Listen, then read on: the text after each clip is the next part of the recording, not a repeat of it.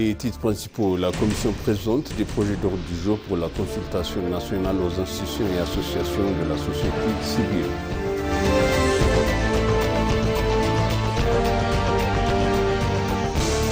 L'Éthiopie continuera de plaider pour que l'Afrique prenne l'initiative d'une coopération et d'une approche mutuelle davantageuse en matière de développement de l'eau.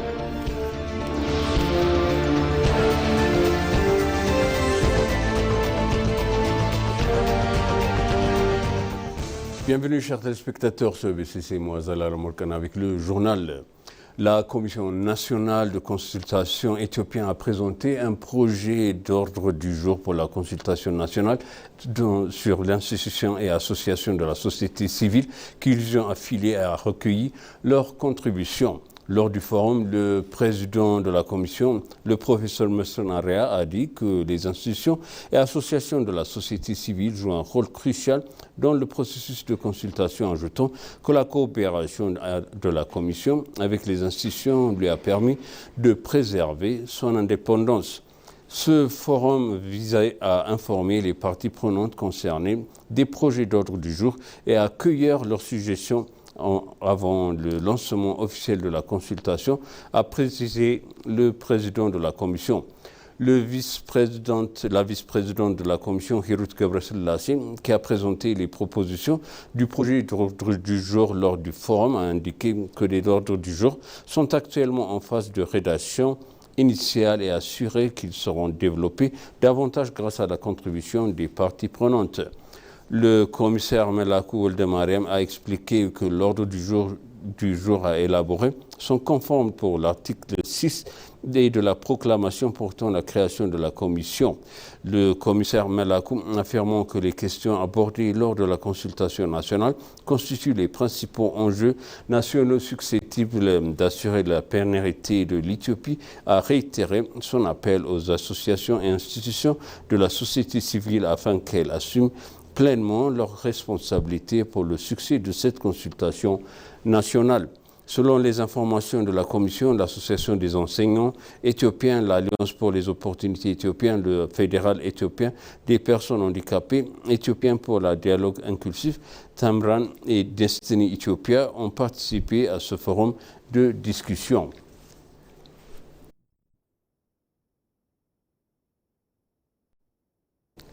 Le ministère de l'eau et de l'énergie en collaboration avec l'Académie africaine de leadership organise une conférence pour commémorer la journée de l'Afrique 2026. Cette conférence, placée sous le thème « Garantir un approvisionnement durable de eau et un assainissement pour atteindre les objectifs de l'agenda 2063 » met l'accent sur la sécurité hydrique du continent.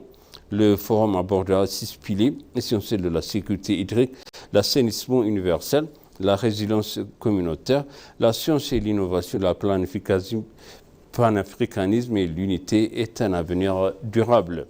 L'Éthiopie a partagé sa vaste expérience dans le secteur de l'eau et de l'énergie et le grand barrage de la Renaissance hydroélectrique a été présenté comme une réussite majeure pour répondre aux besoins du pays en matière de sécurité hydrique et d'énergie verte, ainsi que pour créer un approvisionnement énergétique durable et une connectivité régionale pour les pays voisins. Des directeurs du Bureau régional de l'eau et des chercheurs du domaine des membres du corps diplomatique participent à la conférence.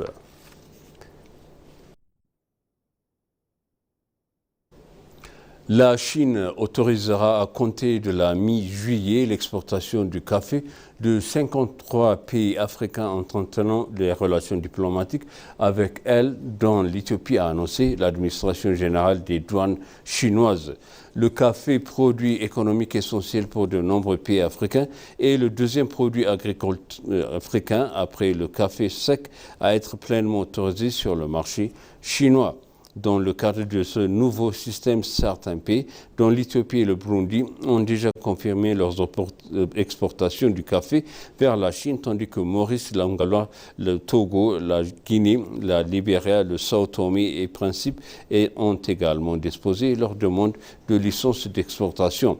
L'administration générale des douanes chinoises a publié une norme phytosanitaire unifiée après un examen rigoureux des systèmes de production de café et de procédures de lutte antiparasites en Afrique. De leur côté, les autorités chinoises ont annoncé qu'elles continueraient de renforcer leur contrôle à l'entrée sur le marché chinois de produits agricoles et alimentaires africains sur le haut qualité, notamment en améliorant le système de facilitation du canal vert.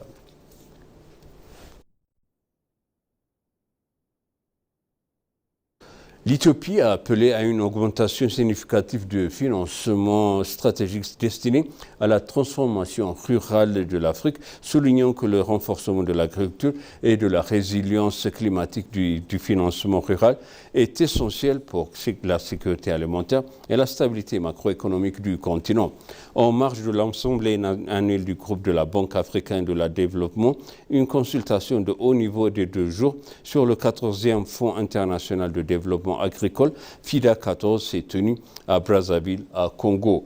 S'exprimant à cette occasion, la ministre d'État éthiopienne de Finances, Samerata Sowaso, a déclaré que la hausse du coût empreinte et le choc climatique mettaient les économies africaines à rude épreuve et a souligné que le développement rural ne devait pas être considéré comme une dépense sociale, mais comme un investissement économique stratégique.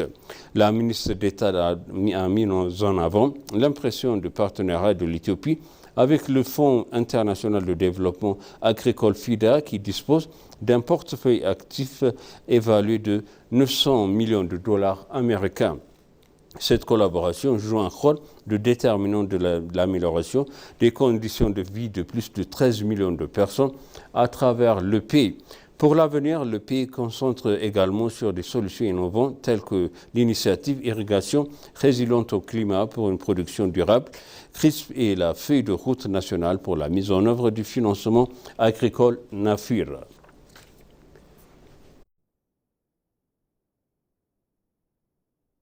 En prévision de la 7e législative éthiopienne prévue le 1er juin 2026, la responsable de la mission d'observation électorale de l'autorité intergouvernementale pour le développement IGAD, Mme Speciosa Ondira Kazimboué, a tenu des entretiens avec de haut niveau avec le président de la Commission éthiopienne des droits de l'homme, M. Brano Adello, afin d'évaluer le climat électoral du pays et à stimuler la générale des droits de l'homme.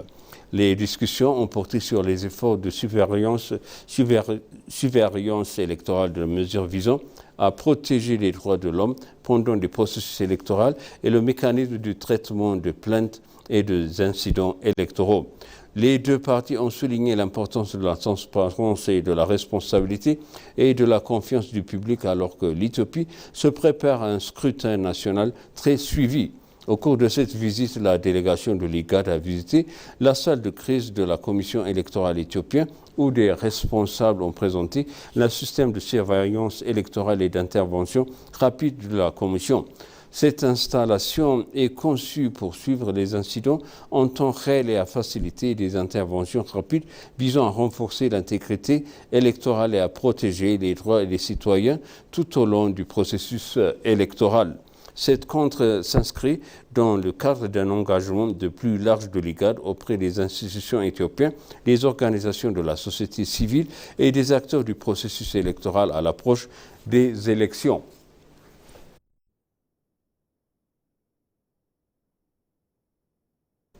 La commission électorale éthiopienne a officiellement clôturé le programme national de débat entre les partis politiques et a annoncé le début de la période de silence obligatoire précédente de la 7e élection législative éthiopienne prévue le lundi 1er juin 2026. La commission a dit que le débat avait joué un rôle significatif dans la sensibilisation du public en donnant aux citoyens un aperçu plus clair des programmes et des priorités des partis politiques en lice.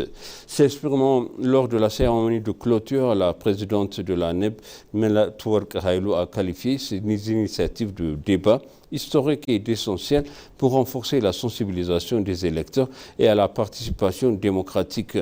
Le vice-président Taye Nawai a également salué le processus et le qualifiant d'inclusif des participatifs et de modèles potentiels pour les futures élections.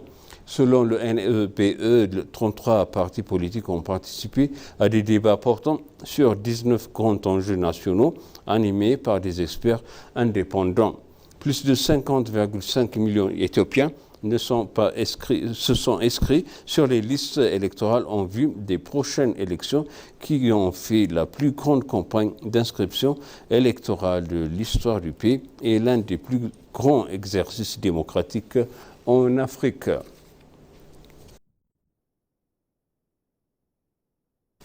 Et pour conclure, le journal soulignant l'importance d'une approche collaborative et du respect des principes d'utilisation prudente et raisonnable des ressources transfrontalières, Motuma Mekassa, conseiller spécial du ministre de l'Eau et de l'Énergie, a dit que l'Éthiopie continuera de plaider pour que l'Afrique prenne l'initiative d'une approche collaborative et mutuelle davantageuse en matière de développement de l'eau. Mekassa a également souligné les défis persistants sur les continents, notamment l'accès limité à l'eau potable et à l'assainissement et les impacts du changement climatique, la faiblesse du système institutionnel et le fardeau continu qui pèse en particulier sur les femmes et les filles. Les fleuves partagés tels que le Grand Bassin du Congo et du Sénégal nécessitent une diplomatie hydroélectrique renforcée d'une confiance institutionnelle accrue et de cadres d'investissement de long terme et de mesures offrant des avantages mutuels pour la stabilité et la coopération, a déclaré le conseiller spécial. Messereta a également affirmé que l'accès durable à l'eau et à des systèmes d'assainissement sûrs n'est pas qu'une question technique, mais qu'une question de dignité, de développement humain et de gouvernance. Selon elle, l'accès de l'eau dépend du bon fonctionnement des institutions, des priorités accordées par le dirigeant, à l'impact du long terme de la capacité d'un système à desservir la communauté de manière constante et équitable.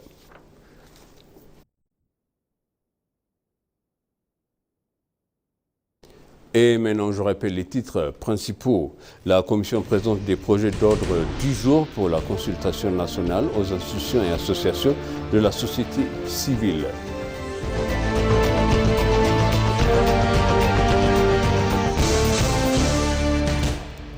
L'Éthiopie continuera de plaider pour que l'Afrique prenne l'initiative d'une coopération et d'une approche mutuelle avantageuse en matière de développement de l'eau.